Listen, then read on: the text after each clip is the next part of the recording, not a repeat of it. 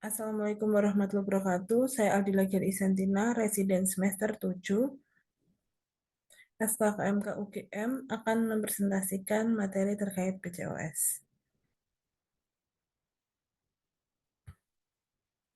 Jurnal yang akan saya bahas di sini yaitu berjudul Randomized Control Trial of an Acetylcysteine versus L-carnitine among women with conventional citrate-resistant polycystic ovarian syndrome, di mana PCOS merupakan simptom yang paling sering pada kondisi perubahan endokrin yang insidensinya cukup tinggi yaitu 5-10% pada wanita usia reproduktif.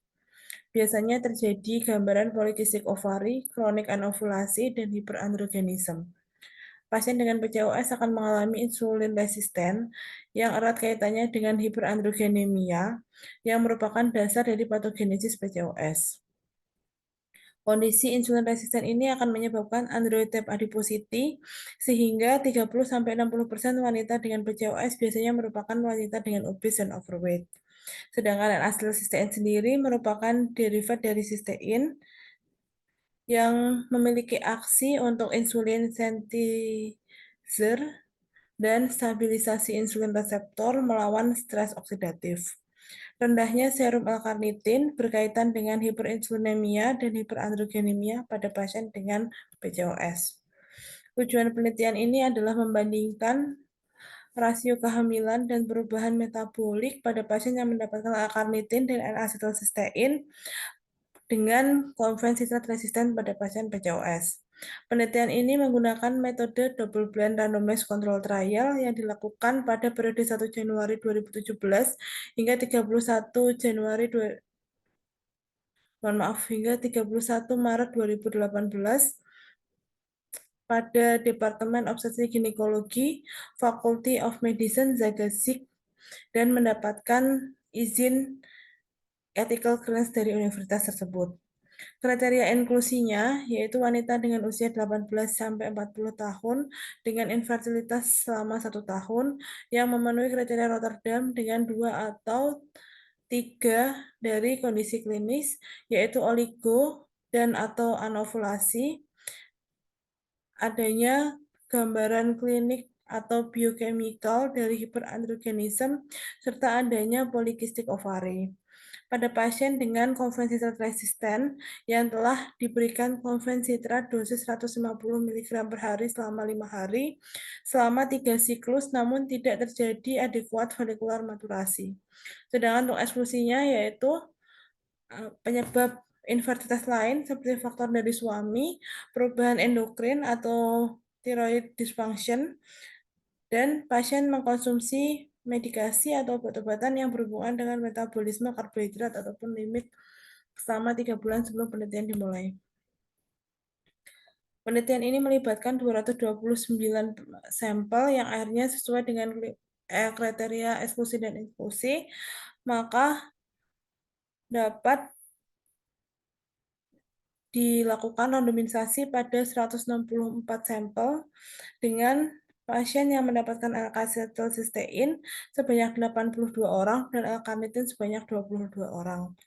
Grup 1 mendapat konvensitrat 150 mg per hari pada hari ketiga hingga hari ke-7 siklus menstruasi dengan diberikan L-acetylcysteine 600 mg 3 kali sehari. Sedangkan untuk grup L-carnitin mendapatkan konvensitrat 150 mg per hari pada hari ketiga hingga hari ke-7, kemudian diberikan L-carnitin 3 gram per hari dan dilakukan follow up. Pada pasien dengan L-carnitin mengalami loss of follow up 2 pasien sehingga sisanya dilakukan analisis. Pada penelitian ini didapatkan tidak ada perbedaan signifikan dari baseline karakteristik pasien, baik dari usia, BMI, siklus menstruasi, ataupun status hormonal.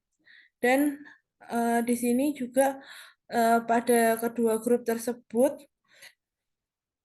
ini dinilai pregnancy rate pada pemberian bulan pertama, bulan kedua, bulan ketiga, dan dinilai ovulasi rate serta abortion rate.